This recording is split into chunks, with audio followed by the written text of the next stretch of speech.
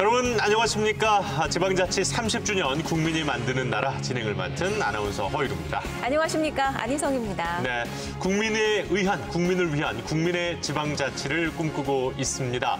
지방자치 30주년 국민이 만드는 나라는 지역 MBC 16개사가 공동 기획해서 편성되고 방송될 예정입니다. 네, 국민이 만드는 나라. 먼저 1부는 지방자치의 의미와 역사에 대해서 알아보고요. 2부는 현재와 앞으로의 전망을 토론을 통해 해보겠습니다. 네, 말씀드린 대로 국민이 만드는 나라답게 정말 많은 국민 여러분들께서 또 이 스튜디오에 함께해주고 계십니다.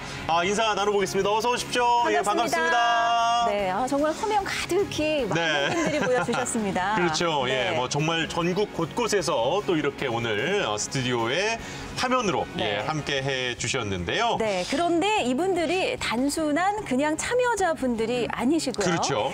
이 국민이 만드는 나라의 국민참여단이십니다. 네. 더 자세한 소개 잠시 후에 해드리도록 하겠습니다. 네, 자 그리고 오늘 또 스튜디오에 함께 이야기 나눌 분들 지금부터 소개해 드리도록 하겠습니다. 네, 우명동 성신여대 명예교수 나오셨습니다. 네, 안녕하세요. 네, 어서 오십시오. 자, 먼 걸음 해주셨는데요. 박승원 광명시장 나오셨습니다. 네, 안녕하세요. 어서 오십시오. 네, 그리고 상대적으로 가까이서 오셨네요. 예. 자, 부산의 이성문 연지구청장 자리해 주셨습니다. 어서 오십시오. 반갑습니다. 사실 이 지방자치라는 용어가 우리가 뭐 학교 다닐 때 다 배웠던 얘기입니다. 그렇죠. 예, 그런데 이게 뭡니까? 라고 물어보신다면 또 쉽게 설명하기란 좀 어려울 것 같기도 한데요. 그래서 교수님을 모셨습니다. 교수님, 이 지방자치 조금 쉽게 설명해 주신다면 어떻게 얘기할 수 있을까요? 이제 우리들의 그 살림살이, 일상적인 살림살이를 기준으로 말씀을 드려볼까 합니다. 네. 우리는 이제 의식주를 비롯해서 이렇게 이 살림살이를 꾸려나가고 있잖아요. 그렇죠. 근데 대부분은 오늘날 사회에서 주민들 스스로, 우리들 스스로가 해결을 해 나가요. 이제 그런데 어떤 그 살림살이 중에는 개인으로서는 해결해 나가기 어렵거나 또 해결해 나가더라도 좀 이렇게 이 덜 만족스러운 그런 일들이 이제 자주 일어나요. 이제 예. 우리 주민들이 모여가지고 이 자기들의 부담으로 자기들이 뽑아서 이제 정부를 만들어요. 관할 지역을 이제 관할하는 그 정부가 주민들이 만들어서 주민들이 필요로 하는 공공 서비스가 뭔지를 알아가지고 주민들의 책임으로 그걸 공급하는 행위, 생활 과정, 그걸 우리는 지방자치라고 보면은 될 겁니다. 네, 이렇게만 들어도 우리 살아가는 데 있어서 지방자치가 얼마나 중요한가를 그렇죠. 알게 되는데요. 예. 근데 정작 지방자치에 대해서 우리 국민 여러분께서는 얼마나 알고 계신지가 궁금했습니다. 네. 그래서 저희가 영상으로 준비해봤습니다. 지방자치법 전부 개정 법률안 대안은 가결되었음을 선포합니다. 32년 만에 지방자치법이 전부 개정된 2021년은 지방자치부활 30주년을 맞는 해이기도 합니다. 국민이 주인이 되는 새로운 지방자치 시대를 열며 큰 변화의 물결을 맞이한 지금. 지방자치에 대한 국민의 관심은 어떨까요? 지방자치를 하는 거는 알고 있는데 뭔가 크게 막 관심을 가져본 거는 적은 것 같아서. 지방자치가 혹시 필요하다고는 생각하시나요? 그렇게 크게 필요 없지 않을까 싶습니다. 알아야 제가 뭐라고 답변을 드릴 수 있을 것 같은데 아는 게 없어서 어떻게 해야 된다, 뭐 좋다 나쁘다에 대해서 얘기할 수 있는 수준의 정보조차도 모르는 것 같아요. 권한이 한 곳에 집중되면은 좋지 않으니까 분리되면 분리될수록 좋다고 생각하고 권한들이 이제 시민들의 손으로 가면 그게 바람직한 방향인데 그러기 위해서는 지방자치가 꼭 필요하다고 생각을 합니다. 전국 만 18세 이상의 성인 남녀를 대상으로 조사한 결과 응답자 중 73.3%가 지방자치가 필요하다고 답변했습니다. 하지만 지방정부에 대한 관심과 신뢰는 아직 부족합니다. 이제 국민과 함께 자치분권을 고민하며 지방자치의 새로운 발걸음을 내디딜 때입니다. 네, 우리 국민들의 이야기를 들어봤습니다. 정보가 너무 없어서 말을 못하겠다 이런 솔직한 의견도 있었고 네. 또 아까 이 설문조사 결과를 보면요. 지방자치가 필요하다고 생각하는 국민은 상당히 높았습니다. 73.4%. 그런데 이 신뢰도가 중앙정부에 비해서 지방정부가 2배 이상 낮았거든요. 네, 차이가 많았습니다. 그렇죠. 네. 그렇다 보니까 아무래도 여기는 이제 지방정부를 또 이끌고 계시는 분들이 계시다 보니까 조금 속상하실 수도 있을 것 같은데 구청장님은 이 결과에 대해서는 어떻게 생각을 하십니까? 저는 그래도 그 두 가지 결과 중에 하나가 지방정부의 필요성에 대해서 많은 분들이 또 공감하고 계시는 점은 굉장히 고무적인 일이라 생각하고요. 그에 네. 비해서 신뢰, 아까 또 관심이라고 말을 하셨는데 그런 부분이 좀 낮은 것들은 한번 저희가 좀 더 잘 해봐야 되겠다. 그리고 더 청렴하고 역량 있는 지방정부의 모습을 보여야 되겠다라는 또 좀 다짐을 해봅니다. 예. 시장님께서는 어떻게 이 결과 어떻게 좀 얘기해 주고 싶으세요? 중앙정부와 지방정부를 비교했는데 사실은 우리가 일반 시민들이 접하는 것은 중앙정부에 관련된 여러 가지 정보들을 많이 받고 있지 않습니까? 그렇죠. 언론이나 방송을 통해서. 근데 지방정부에서 하는 일들은 잘 접하지 못해요, 상대적으로. 그러면 지방정부는 아무래도 단위가 작기 때문에 적극적으로 시민들이 각종 위원회에 참여하든지 이런 참여 방식을 통해서 직접적으로 알고 채워 겸하다면 신뢰도가 높아지지 않겠어요? 이 문제를 극복하는 것은 우리 시민들의 책임의식을 가지고 적극적으로 참여하는 것이 저는 굉장히 중요하다고 보고 있습니다. 네. 그렇기 때문에 이런 분들이 사실 계시는 거잖아요. 그렇죠. 지금 우리 스튜디오에 네. 함께하고 계시는 분들인데요. 이제는 좀 이 구체적인 정체를 좀 알려주시죠. 알려드리겠습니다. 네. 이분들이 바로 국민이 만드는 나라 1편부터 6편까지 우리나라 국민으로서 주권을 행사하는 주민으로서 함께해 주시는 국민참여단 여러분들이십니다. 네.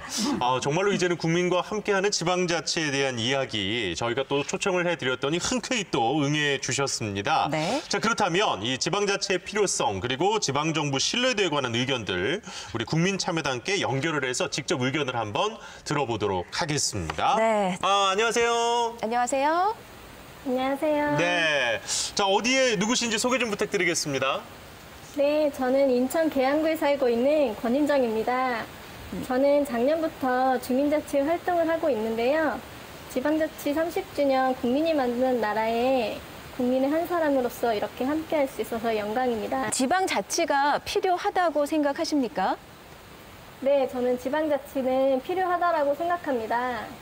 왜냐하면 지역마다 그 지니고 있는 특성이 다 다르고 나타나는 문제들과 해결 방법도 다 달라야 한다고 생각합니다. 그래서 지역 주민이 주체가 돼서 권리와 책임을 좀 가지고 참여할 수 있어야 그 지역이 특성에 맞는 발전을 할 수 있다라고 생각합니다. 네, 고맙습니다. 이게 지역마다 이제 문제의 차이가 있다 보니까 해결 방법도 달라야 한다라는 또 의견을 주셨는데, 네. 이 부분은 상당히 또 공감이 갑니다. 네, 그리고 무엇보다 주민이 직접 관심을 가지고 적극적으로 임해야 한다라는 말씀은 또 시장님 말씀과도 상통하는 것 같습니다. 네. 연재구청장님께서는 또 이거 어떻게 이 이야기 들으셨는지, 지역마다 조금 문제의 차이가 있고 이 해결 방법 또한 지역마다 달라야 한다라는 의견이었거든요. 예, 아까 말씀하신 분 말씀 중에 저는 참 인상적으로 생각하는 것이 주민들의 어떤 책임 그리고 또 관심 이런 부분에 대해서도 스스로 생각하고 있다는 것이 저는 굉장히 인상적이라 생각합니다. 아까 박성원 시장님 말씀하신 것처럼 시민의 참여 그리고 참여를 위해서 어떤 정보의 어떤 충분한 제공 이런 것들이 계속적으로 좀 이루어져야 좀 더 발전할 수 있지 않을까 이런 생각이 들었습니다. 그래요. 예. 역시 이제 누가 뭐래도 이 국민과 지방 정부 이 모든 것들이 함께 돼야만 지방자치가 잘 이루어지지 않을까 이런 생각이 들었는데요. 그렇다 보니까 우리 오늘 이 시간이 또 우리 국민들의 이야기를 직접 들어보고 또 이제 지방 정부를 함께 꾸려나가시는 분들의 이야기도 들을 수 있어서 큰 의미가 있는 것 같습니다. 네. 교수님, 우리나라 지방자치 역사가요. 언제부터 시작된 겁니까? 우리 그 정부가 수립되고 재헌헌법이 만들어지고 그 이듬해 49년에 지방자치법이 만들어져요. 네, 자치법이 만들어졌다고 바로 시행되지 못하고 여러 가지 정치적 이유로 연기되다가 1952년에 와서야 이제 이 기초 그 의회 선거를 하면서 지방자치가 시작됐다고 보시면 되겠습니다. 현대적인 의미로 따지면 48년 얘기를 해주셨는데, 그렇습니다. 그 시장님 그런데요, 올해가 2021년인데 지방자치 우리가 30년 얘기를 하고 있습니다. 근데 48년이면 이게 좀 뭐가 안 맞는데요? 좀 복잡하긴 한데요. 그러니까 그 1948 1948년도에 재헌헌법에서 처음으로 명시를 하죠. 예. 그리고 1949년도에 지방자치법을 제정해서 시작을 하게 되는데 말씀하신 대로 52년도에 처음 했잖아요. 예. 다시 부활해서 시작한 것이 1991년이죠. 근데 1991년도에 부활을 해서 지방의원 선거를 하는데 실제로 본격적인 지방자치 선거는 1995년도입니다. 왜냐하면 그때야 비로소 처음으로 지방자치 단체장, 시장, 군수, 구청장 그리고 기초의원, 광역의원 다 뽑는 게 1995년도입니다. 그러니까 이게 사실 역사가 긴데 본격적으로 시작된 것은 부활한 것은 91년도고 본격적으로 시작한 것은 95년도 이렇게. 그렇기 때문에 이제 91년을 기준으로 두고 그렇죠. 올해가 91년 30년이다. 기준으로 하면 30년인 거죠. 그렇군요. 그러니까 왜 올해를 지방자치 30주년이다라고 하는지 확실하게 알게 됐습니다. 그렇습니다. 그런데 이 역사를 말씀만으로도 다 담기에는 길고 또 사연이 복잡하여서 저희가 영상으로도 한번 준비를 해봤습니다. 보고 오시겠습니다. 올해는 지방자치제도가 부활해 지방의회가 개원한 지 30년이 되는 해입니다.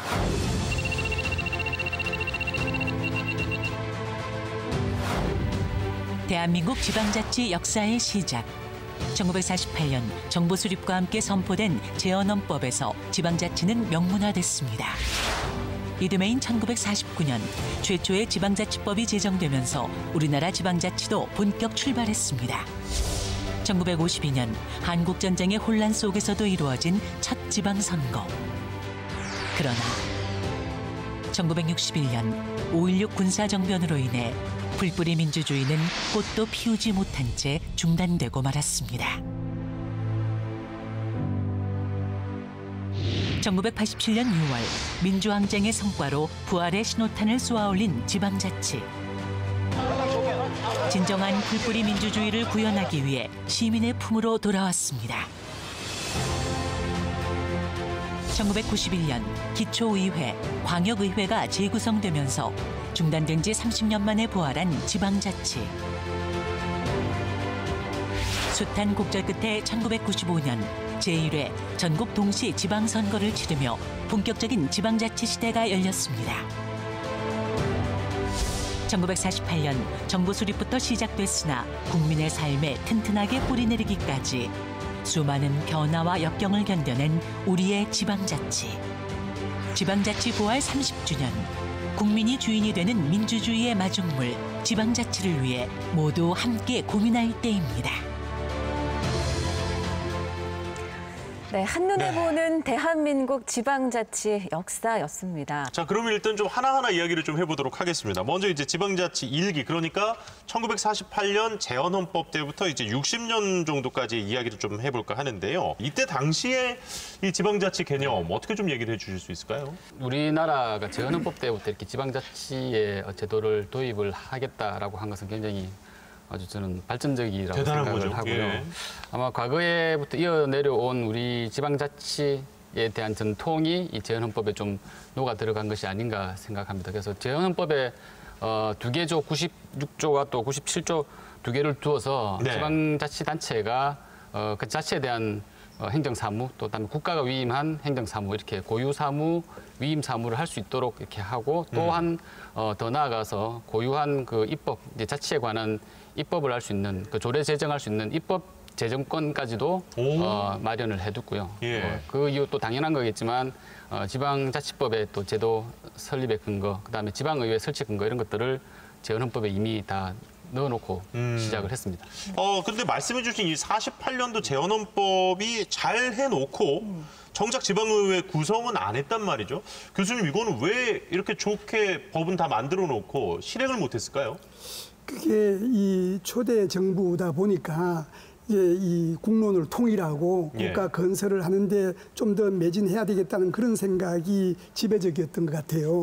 그러다 보니까 지방자치가 좀 이렇게 정책으로는 부담이 됐었겠죠. 이제 그래서 이제 국내 정세가 불안하다든지 행정 체계가 미비하다든지 등등의 이유를 대면서 자꾸 이제 미루었던 거예요. 그러고 있는 중에 마침 또 6.25 전쟁까지 일어나니까 한국전쟁이 일어났죠. 그냥 무기한 그냥 연기를 해버리게 된 거죠. 네. 그러면 그렇게 미루어진 지방의회 의원 선거를 1952년에 실시한 거 아니겠습니까? 그렇게 네. 되면 한국 전쟁 중인데 그러네요. 예. 굳이 그렇게 혼란스러운 전쟁 틈에 이렇게 선거를 치를 이유가 있었습니까? 지방자치법을 만들었는데 네.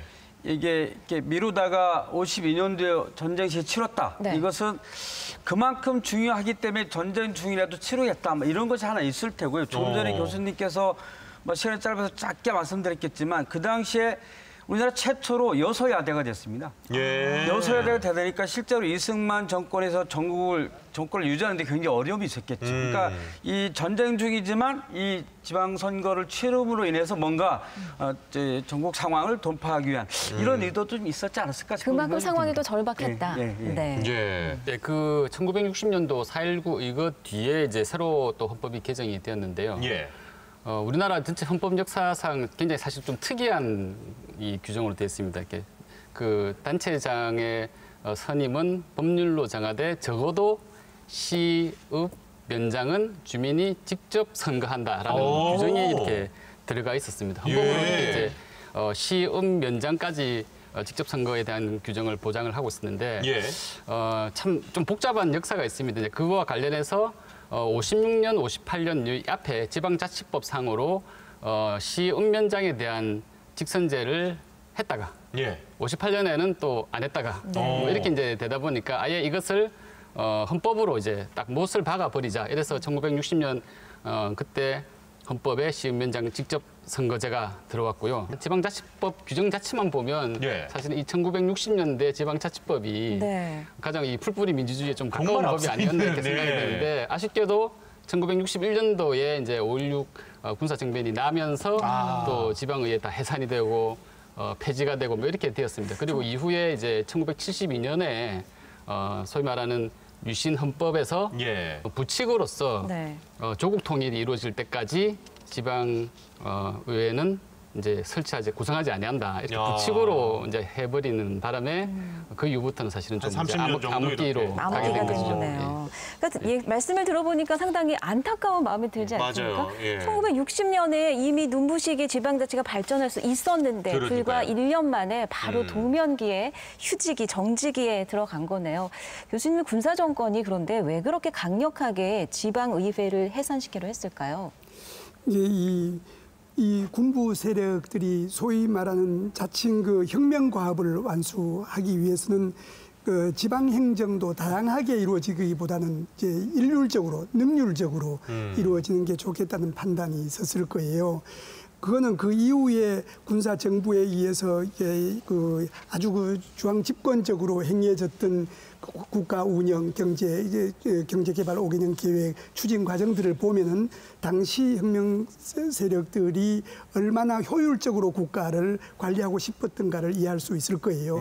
그러니까 곧바로 뭐 이렇게 유예 기간도 두지 않고 혁명 포고령으로 없애버리게 된 겁니다. 그리고 이제 결국 이제 1991년이 돼서 우리가 이제 계속 30주년 얘기를 하고 있잖아요. 기초의회 부활. 이것이 어떻게 보면은 이제 지방자치 역사 3기의 시작이라고 할 수 있을 것 같은데 역시 그 계기는 87 6월항쟁. 6월항쟁인가요? 예, 아마 그 뭐 영화도 1987이라는 영화 다 보셨을 텐데 그 영화 배경이 된 6월 이제 민주항쟁을 통해서 이제 민주화가 실현이 되는 과정에서 그러면 여태까지 좀 중단되고 이렇게 암흑기였던 지방자치도 이제 부활시켜 보자. 헌법상의 지방자치에 관한 규정이 없어진 건 아니었습니다. 그렇죠.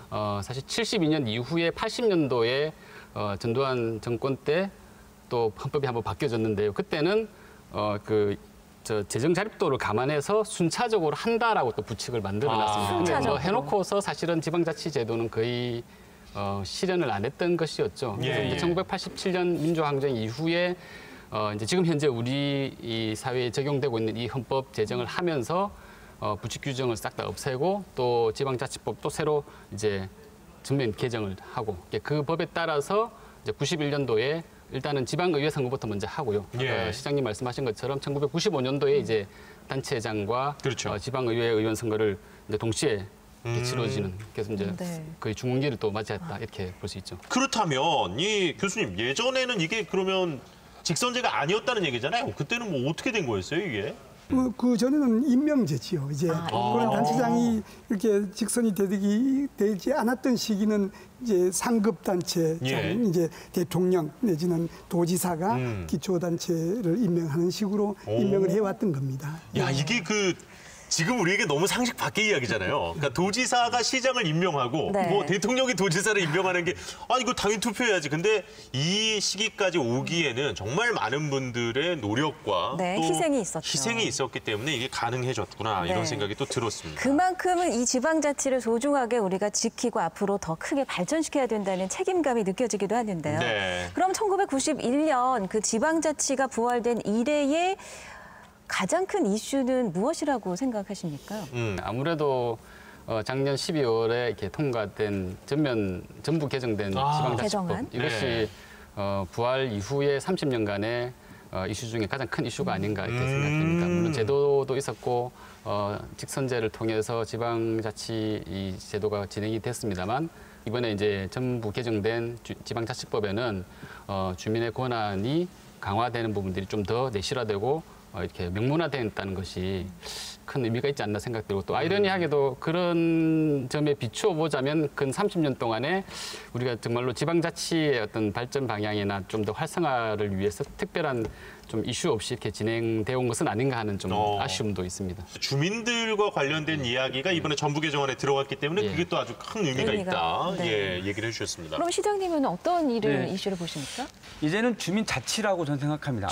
주민자치. 아까도 이제 국민참여단께서 말씀하셨던 것처럼 주민들이 스스로 지방자치 조직에 적극적으로 참여하는 주민자치도 활성화시키고 전통적인 자치 조직들도 만들어나가고 이런 것들이 중요하다고 보고요. 예. 미래의 가장 큰 이슈가 됐으면 하는 것은 진정한 의미의 지방정부입니다.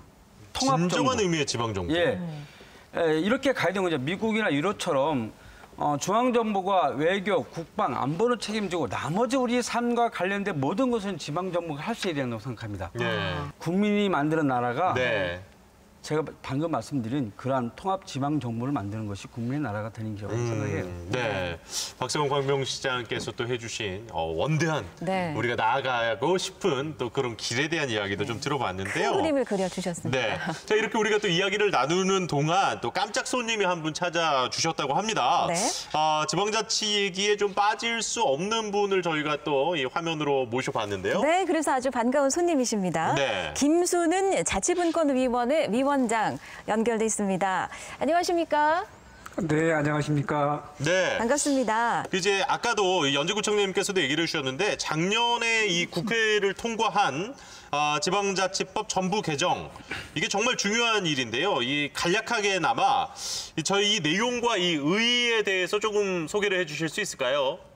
네, 우선 또 답변 드리기 앞서서요. 이 프로그램 이름과 지방자치가 너무나 잘 이렇게 조화를 되는 것 같아서 이걸 기획하신 분이 참 좋은 인상을 줬다는 말씀을 드리겠습니다. 예. 네, 주민의 중요성, 그다음에 지방정부의 완전성, 네, 이제 그거를 반영한 법이 2020년 12월 9일에 만에 30년 만에 개정안이라고 보고요. 그러니까 가장 중요한 내용은 주민 주권에 기초한 주민 참여 방안을 극대화했다는 게 가장 중요한 내용입니다. 네. 종전에는 주민 발의라는 제도가 직접 조례를 발의할 수가 없었어요. 근데 이제 주민 직접 발의를 만들었다든지 주민 참여 정부 제도에 대한 요건을 완화했다든지 하는 게 가장 중요한 내용이고요. 네. 그다음에 이제 중앙정부 지방관계가 종전에는 상호관계였는데 이번 지방자치법에 보시면 국가와 지방자치단체는 협력해야 할 의무를 갖고 중앙정부와 지방정부는 협력해서 국정을 수행해야 한다고 하는 국정 가버넌스에 관한 중요성이 많이 반영이 됐어요. 예. 그러니까 이제 우리가 한 30년 만에 지방자치다운 지방자치를 할 수 있겠다 하는 말씀드리고, 그다음에 가장 중요한 의의는 주민 주권에 의한 주민 참여, 아까 주민의 참여를 많이 강조하셨는데 그게 가장 첫 번째 의의고, 두 번째 의의는 중앙과 지방의 상호관계에는 복종관계가 아니라 서로 협력해서 협력적 거버넌스를 수행하는 그런 관계로 변화됐다는 게 중요한 의미가 가집니다. 네, 주민 주권 그리고 주민 참여에 대한 이야기 또 우리 김순은 자치분권위원장께서 이야기를 전해주셨습니다. 네, 고맙습니다. 말씀 고맙습니다. 네. 자, 정말 시간이 너무 빨리 가버렸어요. 그렇습니다. 벌써 이제 일부를 마무리해야 될 시간이 다가왔습니다. 네. 예. 그래서 끝으로 짧게 한 말씀씩만 마무리 말씀을 부탁드려야 될 것 같네요. 네. 제가 방금 든 이제 아까 김순은 위원장님 말씀을 듣고도 이제 느끼는 것이 오늘 제목이 사실은 국민이 만드는 나라인데 사실 이 제목은 오히려 주민이 만드는 지역 이렇게 해서 우리 지방자치를 좀 더 강화하는 데 노력해야 되지 않을까 이런 생각을 좀 다음 가졌습니다. 방송 제목을 그렇게 지어야 돼요. 교수님도 오늘 정말 많은 이야기들 저희가 많이 공부가 됐습니다. 예. 주민이 만드는 나라를 하려면은 주민이 알아야 되거든요. 이제 먼저 지방자치가 지방정부가 얼마나 중요한가를 이제 알아야 되는 그게 이 교육의 장, 오늘 같은 이런 장, 지방자치 차원이든 개인 차원이든 이렇게 알아낼 수 있는 자리가 좀 많아지는 게 참여 교육에 있다 이런 생각이 듭니다. 감사합니다. 예. 끝으로 우리 시장님. 네. 시민 한 분이 우리 동네에서 주민조직 하나라도 참여했으면 좋겠어요. 주민자치센터에 아니면 그 구청에, 연제구청에 그렇게 참여하는 시민으로서의 위대한 시민의 모습을 보여줬으면 좋겠습니다. 네. 시간 관계상 1부를 벌써 마무리해야 될 시간이 됐습니다. 이어지는 2부에서는 박형준 부산시장 그리고 김영롱 전남지사, 이동진 도봉구청장과 함께 또 여러 가지 이야기 나눠보도록 하겠습니다. 그리고 지방자치를 격려하는 깜짝 국민 영상이 도착해 있습니다. 지방자치, 주민자치를 위해서 앞으로 힘써달라는 그런 응원의 마음을 담아 보내드리면서 아쉽지만 오늘 출연자 여러분도 보내드리도록 하겠습니다. 세 분 오늘 정말 좋은 이야기 고맙습니다. 고맙습니다. 네, 저희는 잠시 후 2부로 돌아오겠습니다.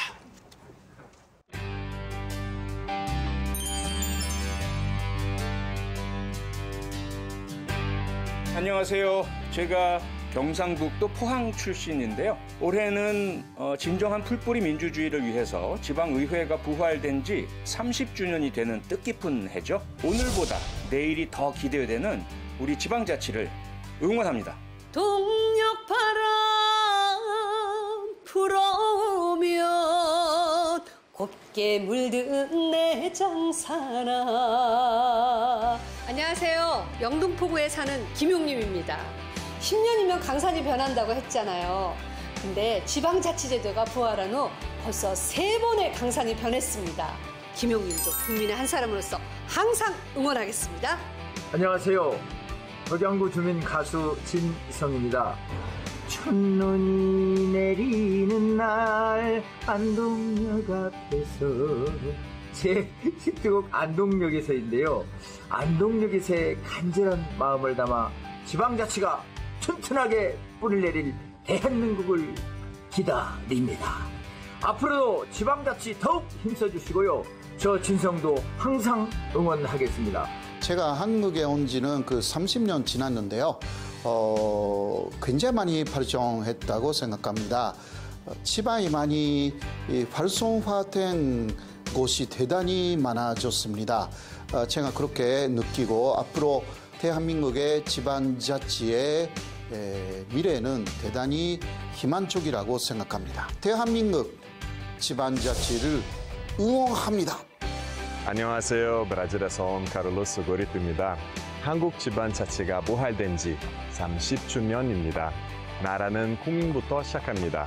우리 동네, 우리 시에 기울인 관심이 우리나라를 잘 만드는데 가장 중요한 양분이라고 생각합니다. 국민이 원하는 나라를 만들기 위해서는 국민이 원하는 바를 잘 전달해야겠죠. 국민이 만드는 나라, 주문서를 잘 만들어주세요. 짜오. 안녕하십니까, 김보성입니다. 제가 서울에서 살고 있지만 강릉에서 태어났거든요. 지방자치 항상 응원하겠습니다. 지방이 살아야 대한민국이 산다. 지방자치 화이팅! 지방자치 30주년 응원합니다. 화이팅! 전주 지방자치 화이팅! 우리 지역 지방자치도 화이팅! 화이팅! 화이팅! 응원합니다.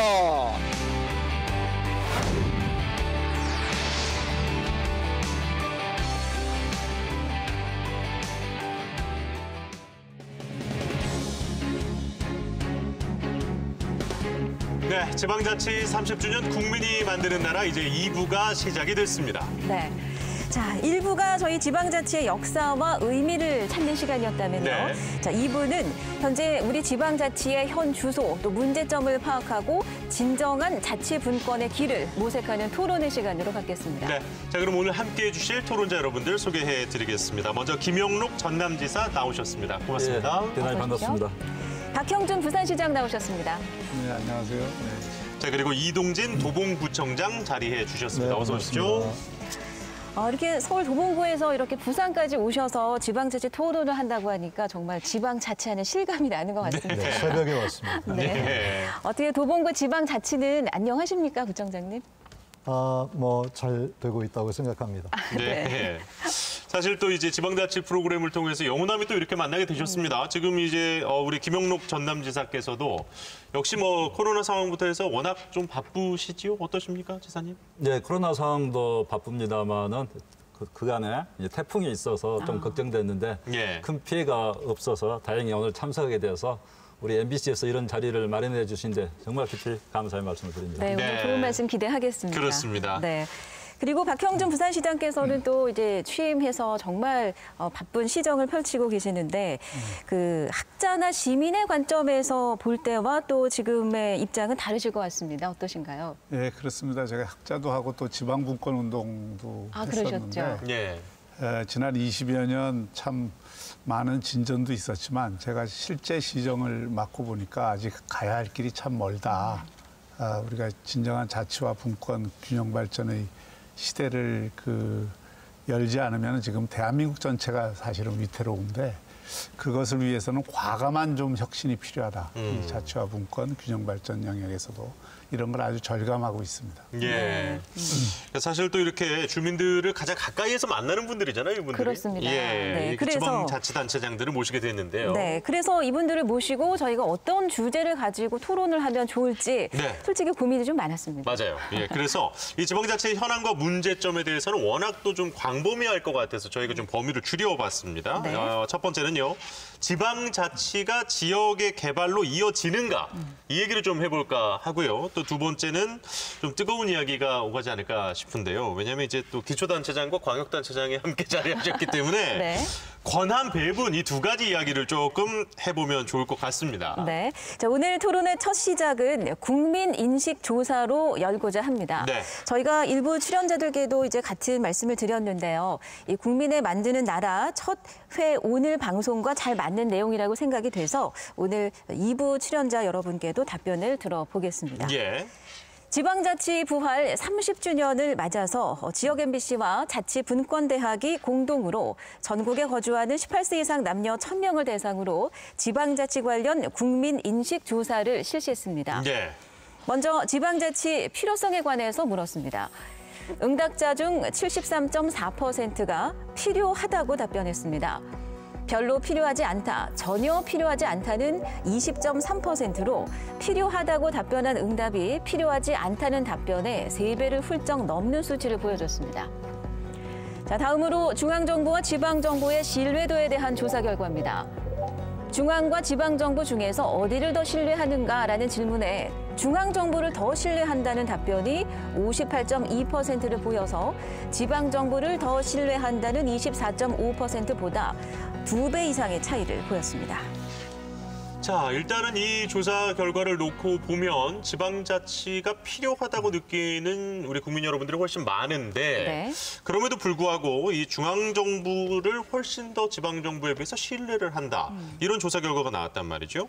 이 지방자치에 대한 국민들의 인식이 왜 이렇게 됐을까? 먼저 우리 이동진 도봉구청장님 어떻게 생각하십니까? 이 결론에 대해서? 네, 조금 난처한 질문 같은데 그 질문 두 분이 좀 해주셨으면 좋겠는데 이왕 저한테 말씀하셨으니까 사실 우리나라의 중앙 집권형 국가의 이 역사는 사실은 조선왕조 시대부터 시작됐지 않습니까? 예. 600년 역사인데 그런 중앙 집권적 역사에 비해서 지방자치 역사는 이제 불과 30년에 불과한 상황인데 그런 측면에서 보면 정부와 중앙정부와 지방정부를 직접 비교해서 어느 것을 신뢰하느냐라고 물어본다면 당연히 중앙정부에 대한 신뢰도가 높아야 당연한 것이죠.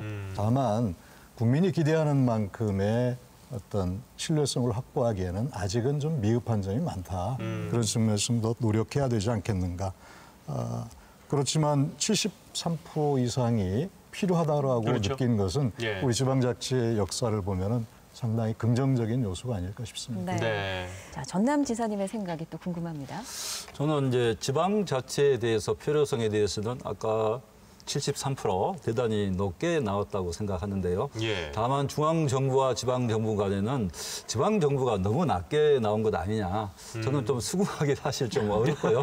네. 또 도지사로 이렇게 근무하고 있는데 예. 좀 제가 이런 면에서 좀 죄송하게 생각을 합니다.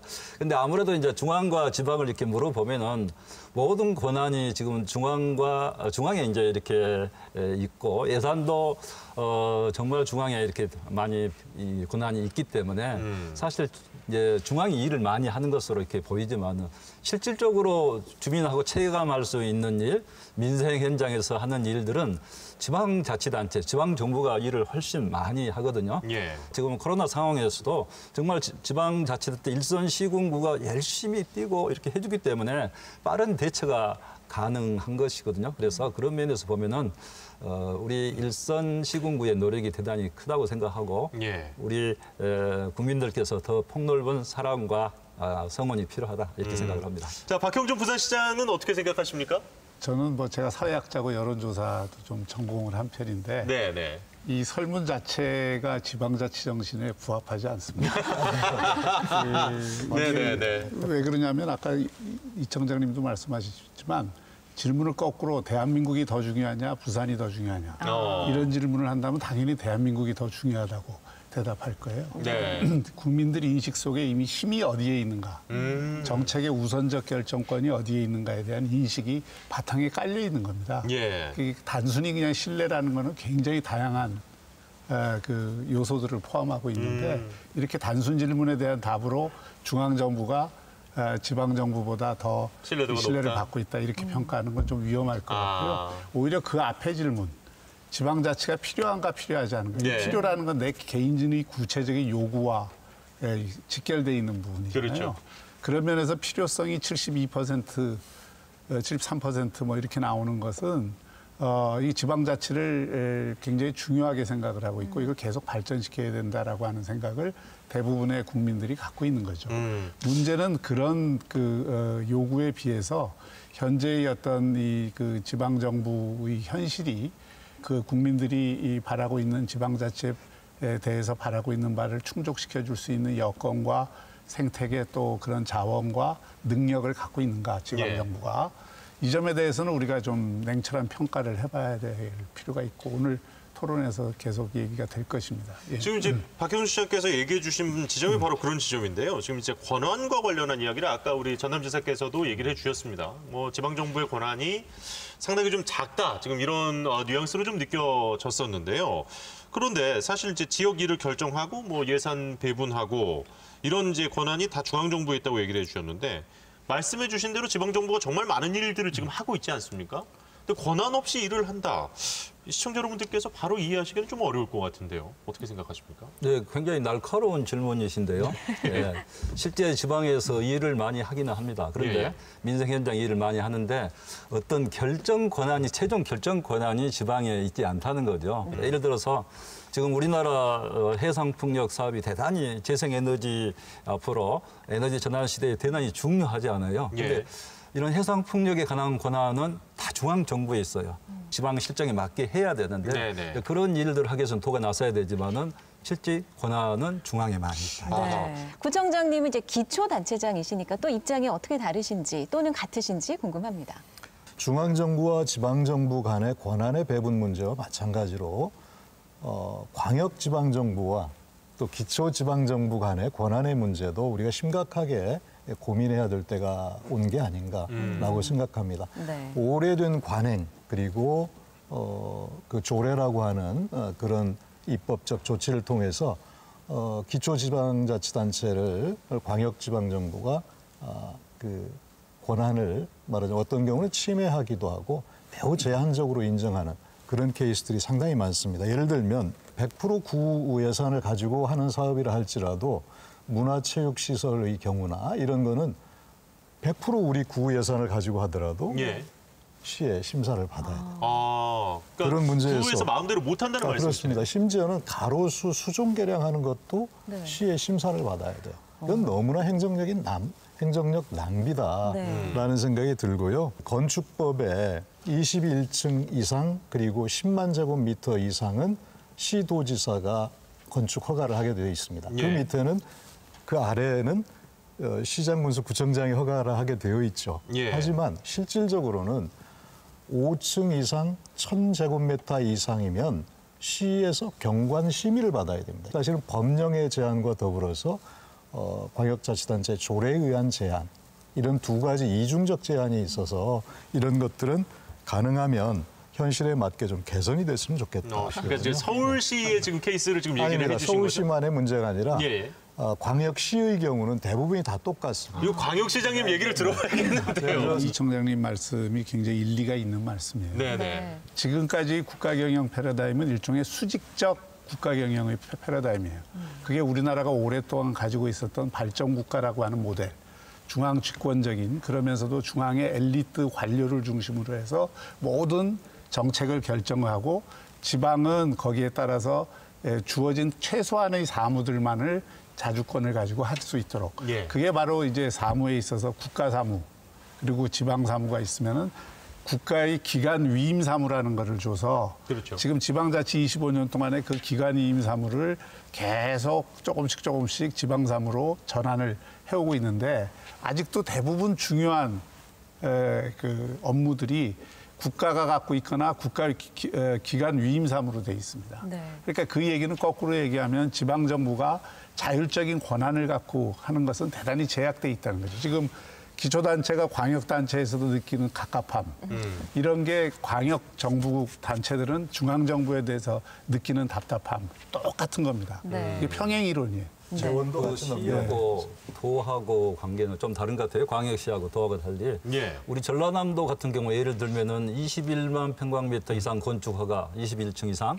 예. 10층 21층 이상, 10만 평방미터 이상 이런 부분 다 일선 시군에서 하고요. 경관 심의를 하더라도 굉장히 지도적인 측면에서 경관 심의를 하고 있습니다. 그래서 예. 법원구청도 좀 필요하시면 전라남도로 오시면 이렇게 생각하고 외국 경우에는 지방이 할 일, 중앙이 할 일이 명확히 구분되어 있어요. 그런데 우리 나라는 그런 게 제대로 중복되어 있고 권한이 오히려 중앙에 더 많이 특별행정기관이 행사하는 예산도 많고 그렇게 해서 도의 권한을 지방자치를 많이 제약을 하고 있습니다. 그래서 아까 박영준 시장님 말씀처럼 중앙에서 많이 권한을 시도에 내려보내줘야 되는데 이 부분이 참 어려운 것 같아요. 자, 일단 세 분 얘기를 좀 들어보니까요. 박형준 시장님 얘기도 그렇고 일단은 이 권한을 내려보낸다. 그리고 권한을 이제 광역단체든 기초단체든 준다는 거 바꿔 말하면 그걸 수행할 수 있는 돈이 필요한 거 아니겠습니까? 그렇게 되면 이제 결국은 또 재정분권과 관련된 이야기로 이어질 수밖에 지금 없는 상황인 것 같은데.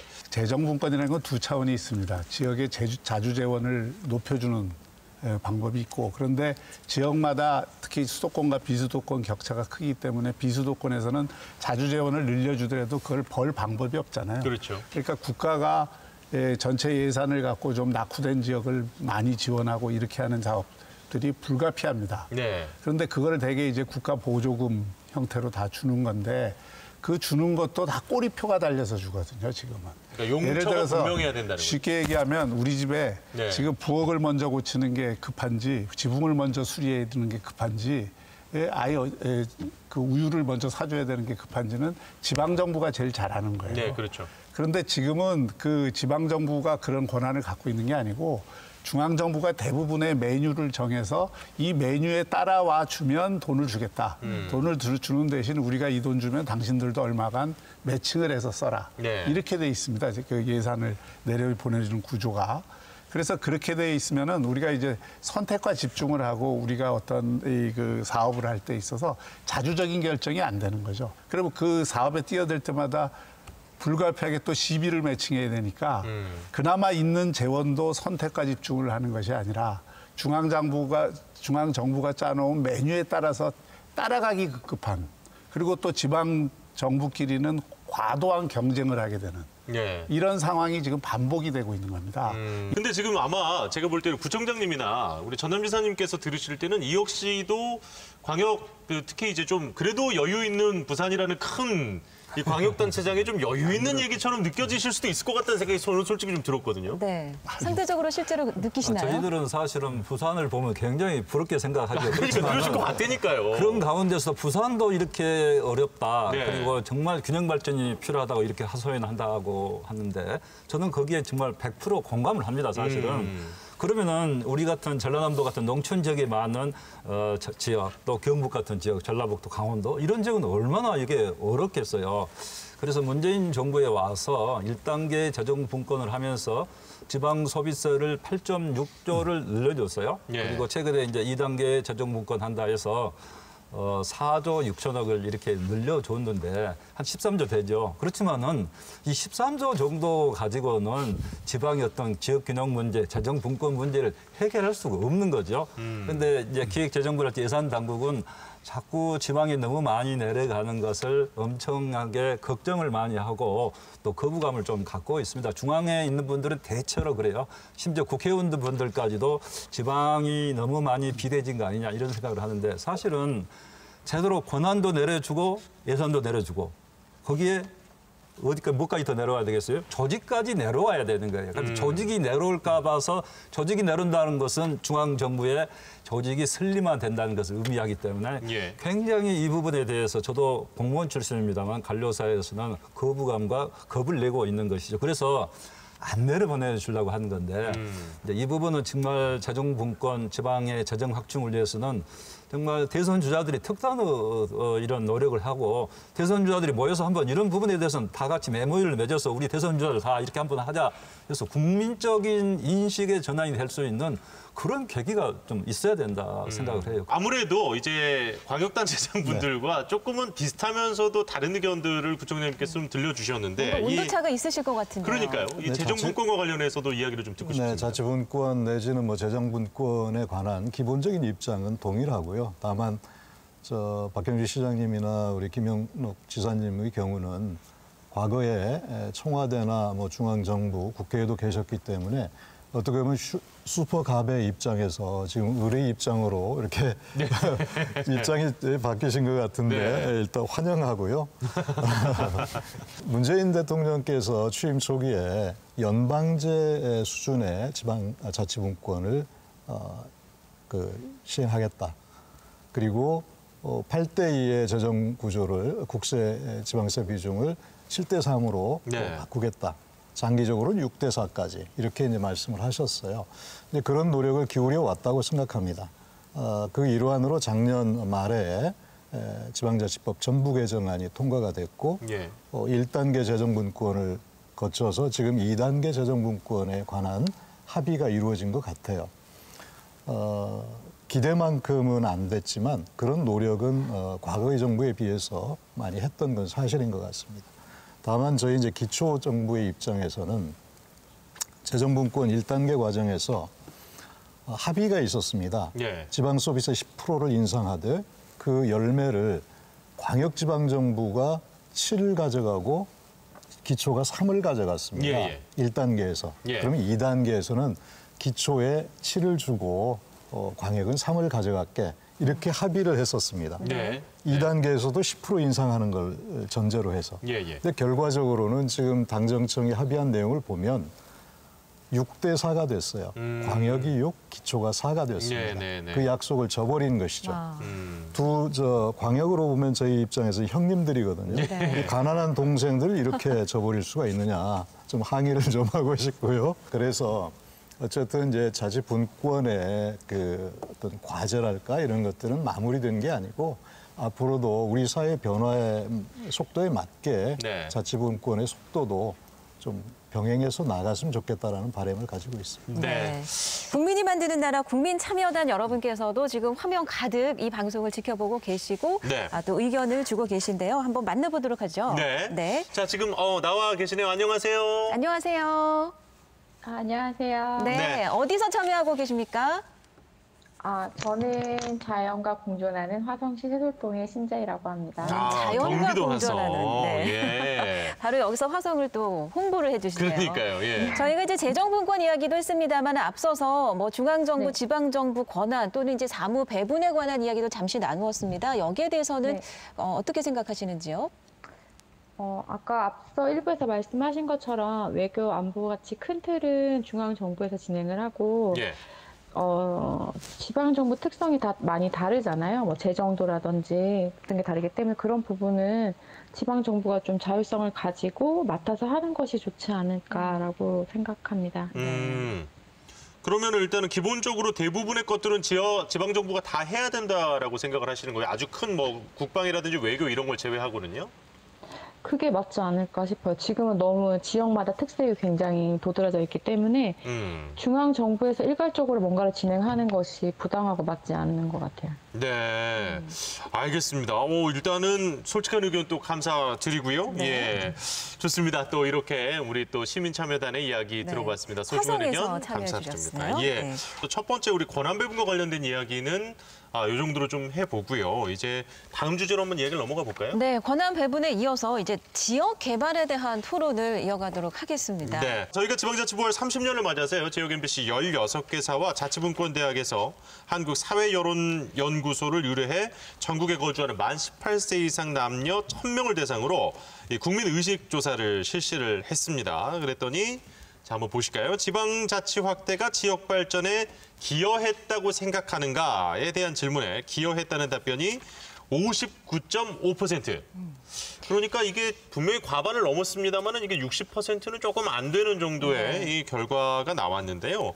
이 결과는 어떻게 또 생각을 하시는지 궁금합니다. 주민자치와 이 지방자치 이 발전이 지역 주민들의 삶의 질을 개선한 것은 틀림이 없습니다. 네. 그 성과에 대해서는 아마 주민들이 피부로 느낄 수밖에 없어요. 특히 삶의 질과 관련된 생활정치와 관련된 영역은 기초단체부터 광역단체까지 굉장히 세심하게 챙길 수 있는 여건이 돼 있기 때문에 그런 점에서 이제 주민들이 피부에 와닿는 체감형 정책들이 더 많이 발굴되고 그것이 피부에 와닿는 거라고 생각합니다. 다만 지역 발전이라고 하는 측면에서 보면은 아까도 말씀드린 수도권과 비수도권의 격차가 크고요. 요거는 우리가 이제 공간을 어떻게 쓰느냐는 문제하고도 관련이 돼 있습니다. 축구를 할 때 우리가 동네 축구하면은 성적을 못 내잖아요. 그렇죠. 공간을 넓게 써야 되거든요. 또 지역의 산업 클러스터를 만드는데 너무 좁게 쓰면은 괜히 과당 경쟁만 가져오지 서로 시너지를 못 가져오잖아요. 그래서 공간은 넓게 쓰고 주민의 삶의 질과 관련된 사안들은 훨씬 더 구체적으로 또 좁게 들어가고 이것이 지방자치가 균형 있게 발전하는 저는 방법이라고 보거든요. 그 지방자치 확대가 지역 발전에 실제로 기여를 했다라는 이제 설문조사 결과는 60% 가까이 나왔는데요. 지사님 어떻게 지방자치 확대가 지역 개발로 어떻게 연결되는 건가요?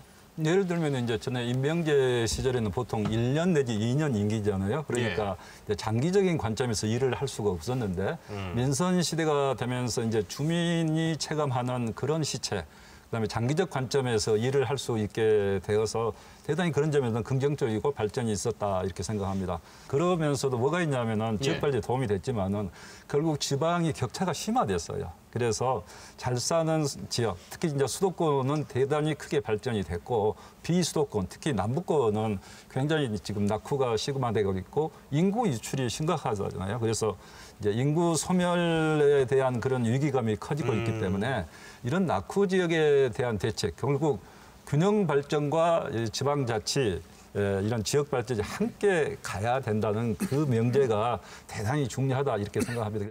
이번 질문이 이제 지역 발전에 지방자치가 기여하느냐라는 거였는데 이건 뭐 물어볼 필요가 없을 정도의 당연한 것이라고 생각을 합니다. 네. 오히려 필요한 것이 아니라 필수적인 요건이다 이렇게 생각합니다. 지금 작년에 동계청에서 발표한 자료에 따르면 226개의 기초지방정부 지방자치단체 중에 지역 소멸 위험에 처해 있는 지역이 105개에 이른다고 합니다. 거의 그 46% 정도에 해당하는데요.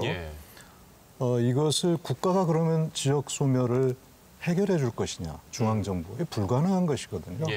그럼 그것을 소멸일기에서 벗어날 수 있도록 하는 여건을 만들어주는 것을 중앙정부가 해야 되고 그 여건은 그 권한과 책임을 동시에 부여하는 것이다.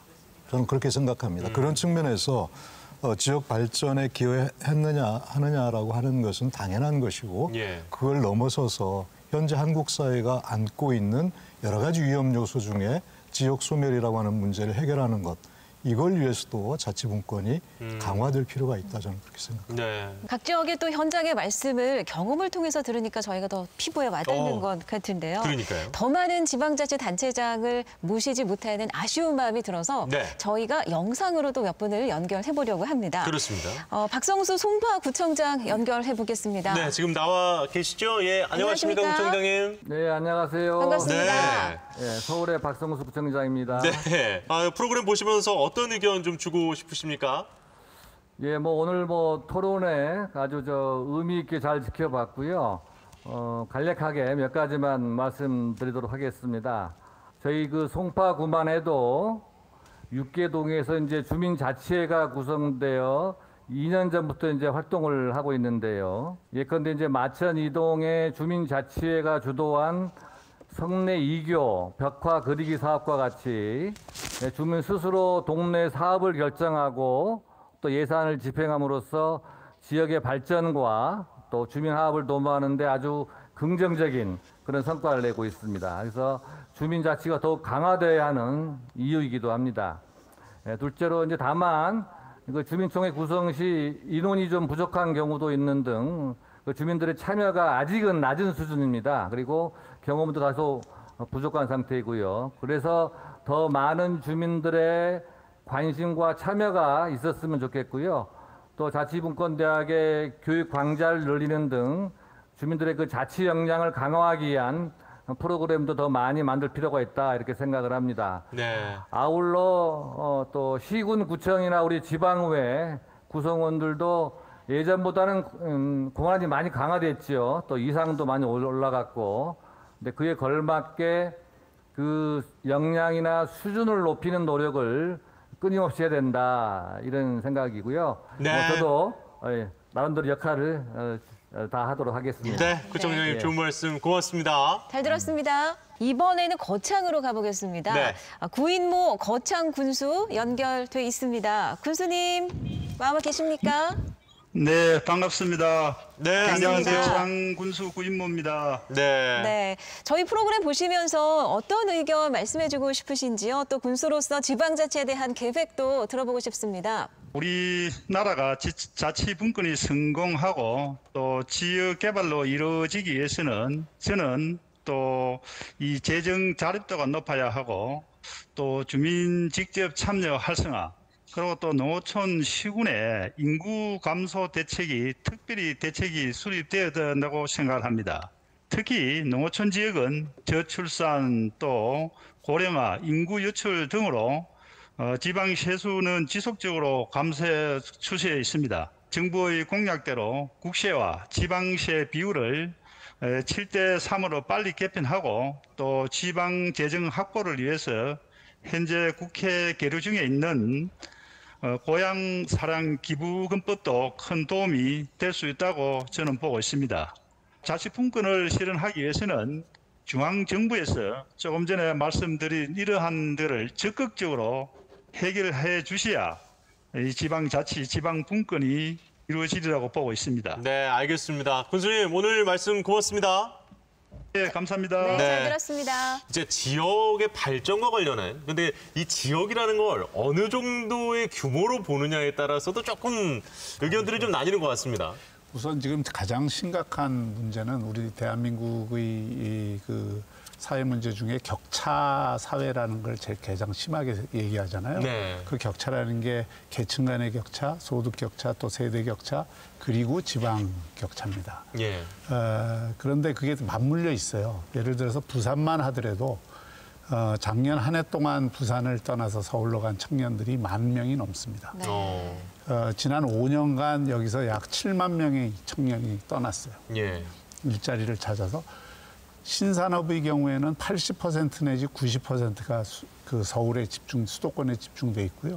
그 8, 90% 가운데에서 70% 이상이 강남과 판교에 집중돼 있습니다. 네. 이게 지금 대한민국의 모습이에요. 근데 대학도 전부 수도권에 집중돼 있어요. 예. 예를 들어서 지방의 거점 대학이라 할 수 있는 국립대학이 그렇죠. 옛날에는 다 10위권 내의 대학이었습니다.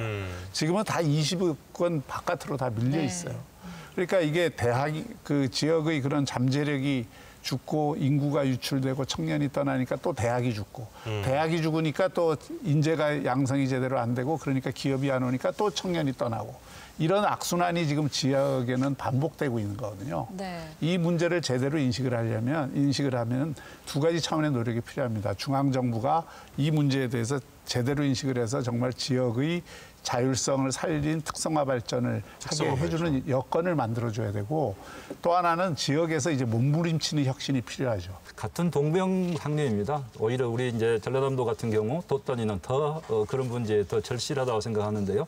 이제 지역 균형 발전이 반드시 이루어져야 되고 지역 균형 발전에 대해서는 그 지역의 책임만으로 돌리기에는 정말 힘이 들고 어렵습니다. 그렇기 때문에 국가적 과제로 해서 지역 균형 발전을 할 수 있는 그런 정말 획기적인 조치가 이루어져야 된다 이렇게 생각을 합니다. 중앙 정부에서 획기적인 대책이 필요하다고 생각하고요. 우리 도에서는 이제 이런 부분에 돛단위 노력도 해야 된다 해서 일자리 창출. 그래서 해상풍력 열심히 지금 해서 일자리 만들려고 하고 있고요. 네. 그다음에 관광 사업을 키워서 남해안 특히 이제 부산부터 경남, 전남, 광주 다 함께 해서 남해안 관광 벨트 광역 사업을 활발하게 해서 관광권 개발을 힘차게 해볼 계획으로 있습니다. 네. 자, 끝으로 우리 이동진 구청장님께도 약 1분 정도 말씀하실 수 있을 것 같습니다. 네, 지금 자치 분권을 이야기하고 있는데 어떤 분들은 이런 얘기를 하는 중앙정부와 지방정부가 밥그릇 싸움하는 거 아니냐 이런 얘기를 하고 있어요. 그런데 겉으로 보면 맞습니다. 왜 그러는가에 대해서 우리가 깊이 있게 살펴볼 필요가 있다.